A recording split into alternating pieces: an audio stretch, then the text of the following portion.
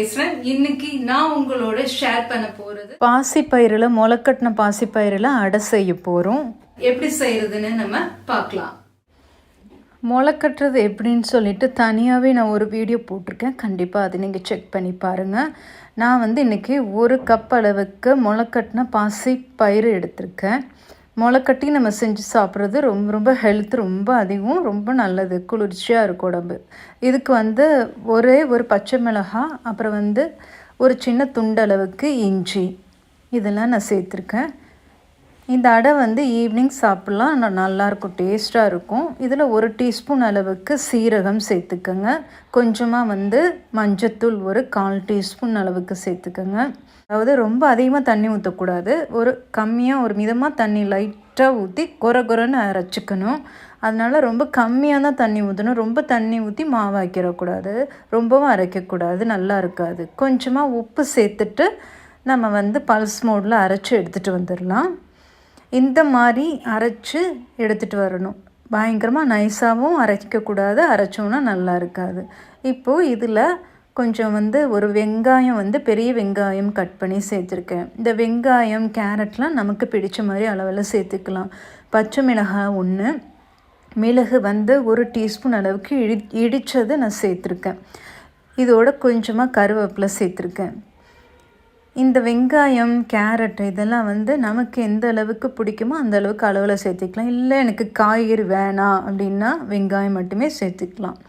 இதோட சோள மாவு நான் ஒரு 1/4 கப் அளவுக்கு சேர்த்துருக்கேன். சோள மாவோட அளவு பார்த்திங்கன்னா நமக்கு அதை சப்பாத்தி மாவு மாதிரி கொஞ்சம் மிக்ஸ் பண்ணுற அளவுக்கு நம்ம கொஞ்சம் கொஞ்சம் மாவு போட்டு நம்ம சேர்த்துக்கலாம். 1/4 கப்புங்கிறது கரெக்டாக இருக்கும். அப்படி இல்லைன்னா இன்னும் கொஞ்சம் சேர்த்துக்கலாம்.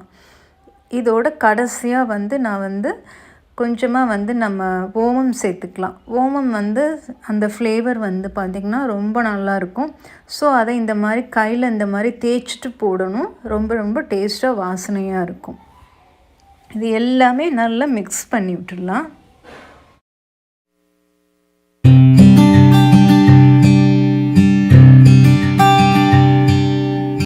இப்போ இந்த அளவுக்கு மிக்ஸ் பண்ணியாச்சு. இது அடை மாவு மாதிரி ஒரு பெரிய உருண்டையை நம்ம உருட்டி நம்ம எடுத்து நம்ம கையிலையே நம்ம தட்டி நம்ம தோசைக்கல்லில் போட்டுக்கலாம். நான் தோசைக்கல்லை ஏற்கனவே ஹீட் பண்ணி வச்சுருக்கேன். இந்த அளவுக்கு பெரிய உருண்டையாக உருட்டிக்கோங்க. இது நீங்கள் இன்னொன்று கையில் நல்லா அழை மாதிரி தட்டி நீங்கள் போடலாம். இல்லை தோசைக்கல்ல கூட அப்படியே டைரெக்டாகவும் தட்டலாம். இன்னொன்று விதமும் நான் உங்களுக்கு கண்டிப்பாக நான் செஞ்சு காமிக்கிறேன்.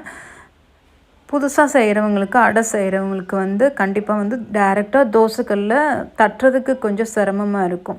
நான் தோசைக்கல்ல லைட்டாக தான் கொஞ்சம் எண்ணெய் விட்டுருக்கேன். எண்ணெய் ஊற்றிட்டு நான் டைரெக்டாக அப்படி போட்டிருக்கேன். எண்ணெய் விட்டுட்டு இப்போ நம்ம அடை போடும்போது கையிலெல்லாம் தெடிக்கும். பழகினவங்களுக்கு ரொம்ப ஈஸியாக இருக்கும். இப்போ ஒரு பக்கம் வெந்துருச்சு, அதை அப்படியே நான் திருப்பி போடுறேன். நல்லா இந்த மாதிரி அடுப்பை மீடியமாகவும் சிம்லேயும் வச்சுட்டு இந்த மாதிரி ரோஸ்ட் பண்ணி நம்ம எடுத்தோம் அப்படின்னா ரொம்ப நல்லாயிருக்கும். பாருங்கள் எவ்வளோ சூப்பராக இருக்குது. இது சிம்லேயும் மீடியமாக வைக்கும்போது ஒரு நிமிஷம் ஆகும் வேக, ஒரு 2 நிமிஷம் மினிமம் ஆகும். இந்த மாதிரி வேக வச்சு எடுத்துக்கணும். புதுசாக பண்ணுறவங்களுக்கு இந்த மாதிரி ஒரு துணி எடுத்துக்கோங்க. இட்லி துணி கண்டிப்பாக இருக்கும்ல, அந்த மாதிரி துணி எடுத்துகிட்டு புழிஞ்சிட்டு அடியில் நம்ம லஞ்சு சாப்பிட்ற பிளேட் வச்சுட்டு குப்பரை படுக்க வச்சு துணியை விரிச்சிட்டு இந்த மாதிரி உருண்டையை நீங்கள் அடைக்கு ஏற்ற மாதிரி நல்ல திக்னஸாக கொஞ்சம் மாவு நிறைய எடுத்து அதில் தட்டி விட்டுட்டு அடுப்பு கொஞ்சம் ஹீட் பண்ணி அப்படியே இருக்கணும். அடுப்பு ஹீட் பண்ணாமல் நம்ம அடை போடக்கூடாது. ஸோ அடுப்பு கல்லை ஹீட் பண்ணிக்கோங்க. ஹீட் பண்ணிவிட்டு இதை அப்படியே எடுத்து டைரெக்டாக அந்த தட்டை பார்த்திங்கன்னா அப்படியே அதில் டக்குன்னு அப்படியே அதில் திருப்பி அப்படியே போட்டுடணும். டக்குன்னு அப்படியே போட்டால் தான் கரெக்டாக ஒரு மெதுவாக பண்ணக்கூடாது. டக்குன்னு இப்படி போட்டுட்டு கொஞ்சம் 1 நிமிஷம் வேக விட்டுட்டு கூட எடுக்கலாம். இந்த மாதிரி கொஞ்சம் கையால் அப்படி தட்டி விட்டுட்டு மெதுவாக நம்ம துணி எடுத்தோம் அப்படின்னா ரொம்ப ஈஸியாக அதில் அடை வரும். பாருங்கள், இந்த மாதிரி கூட நீங்கள் பண்ணலாம். இது புதுசாக பண்ணுறவங்களுக்காக இது நான் செஞ்சு காமிக்கிறேன். ஆனால் பழகினவங்களுக்கு, அதாவது தோசைக்கல்லெல்லாம் ஹீட்டாக இருக்கும்ல, டைரெக்டாக கையை வச்சுட்டு நம்ம அமுக்கணும் அப்படின்னா அவங்களுக்கு கை சுடும். அதனால் புதுசாக உள்ளவங்களுக்கு இந்த மாதிரி பண்ணி காமிக்கிறேன். இதோட கொஞ்சம் நல்லெண்ணெயும் தேங்காய் எண்ணெயும் ஊற்றிட்டு நம்ம கொஞ்சம் மீடியமாக வச்சுட்டு ஹீட் பண்ணி ரோஸ்ட் ஆகட்டும். இன்னொன்று அடையும் நம்ம செய்யலாம். ஸோ இது மாதிரி நீங்கள் செய்யலாம். இட்லி துணி இல்லை அப்படின்னா நார்மலான ஏதாவது ஒரு காட்டன் துணி உங்கள் வீட்டில் கண்டிப்பாக இருக்கும். புதுசாக ஏதாவது ஒரு துண்டோ அது மாதிரி கூட நீங்கள் வாங்கிட்டு இது மாதிரி நீங்கள் வந்து நனைச்சிட்டு யூஸ் பண்ணலாம். இப்போ இன்னொன்று போட்டு காமிக்கிறேன். அந்த பக்கம் இன்னொன்று கடல வேகுது. இதில் வந்து பார்த்திங்கன்னா இந்த மாதிரி தான் வைக்கணும். இந்த மாதிரி வச்சுட்டு நம்ம துணியை வந்து மெதுவாக எடுக்கணும். ஈஸியாக வந்துடும். இது அப்படி பார்த்திங்கன்னா உங்களுக்கு ரவுண்ட் ஷேப்பில் ரொம்ப அழகாக வரும். இந்த மாதிரி நீங்கள் செஞ்சு பாருங்கள். கொஞ்சமாக எண்ணெய் ஊற்றிட்டு அது ரோஸ்ட் ஆகட்டும். ஒரு அடுப்பு வந்து மீடியமாக சிம்லையும் வச்சு மாற்றி மாற்றி வச்சு ரோஸ்ட் பண்ணணும். இரும்பு கல்லில் உடனே ரோஸ்ட் ஆகிடுது. ரொம்ப லேசான கல்லாக, அதனால் ஈஸியாக ரோஸ்ட் ஆகிடுது. இந்த மாதிரி ரோஸ்ட் பண்ணணும். இரும்பு கல்லில் வந்து எது சமைச்சாலும் நல்ல வாசனையாக இருக்கும், நல்லா சூப்பராக ரோஸ்ட் ஆகும்.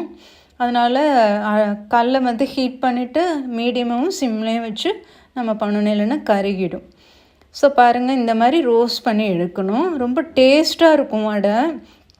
ரொம்ப ஹெல்த்தியான ஒரு டிஷ். நீங்கள் வந்து மார்னிங் பிரேக்ஃபாஸ்ட்டாக சாப்பிட்லாம், அப்படி இல்லைன்னா ஸ்நாக்ஸாக ஈவினிங் சாப்பிட்லாம். பாருங்கள் எவ்வளோ சூப்பராக நம்ம பண்ணியாச்சு. இதை வந்து நீங்கள் தயிர் பச்சடியோடு சாப்பிட்லாம். இந்த பச்சடி எப்படி பண்ணுறதுன்னு சொல்லிவிட்டு நான் வீடியோ லிங்க் நான் கொடுக்குறேன். நீங்கள் அதையும் கண்டிப்பாக செக் பண்ணி பாருங்கள். நார்மலான தயிரில் வெங்காயம் கேரட் போட்டும் சாப்பிட்லாம். இல்லை யோகர்ட்லாம் வச்சு நம்ம ப்ரிப்பேர் பண்ணி இந்த மாதிரி கொஞ்சம் வெஜிடபிள்ஸ்லாம் போட்டு சாப்பிட்லாம். பாருங்கள் எவ்வளோ சூப்பராக மொறுன்னு அருமையாக வந்திருக்கு. இந்த மாதிரி சூப்பரான ஒரு அடை செஞ்சு பாருங்கள். நல்ல ஒரு ப்ரோட்டீன் ரிச்சான ஒரு ஃபுட்டு. இது கண்டிப்பாக ட்ரை பண்ணி பாருங்கள். சமைச்சு பார்த்துட்டு எப்படி வந்துச்சுன்னு கண்டிப்பாக உங்கள் கமெண்ட்ஸை ஷேர் பண்ணுங்கள். பிடிச்சிருந்தால் மறக்காமல் சப்ஸ்கிரைப் பண்ணுங்கள். பெல்லையும் எனேபிள் பண்ணிக்கோங்க. நான் இன்னொன்று ரெசிபியோடு நான் உங்களை சந்திக்கிறேன். தேங்க்ஸ் ஃபார் வாட்சிங். நன்றி, வணக்கம்.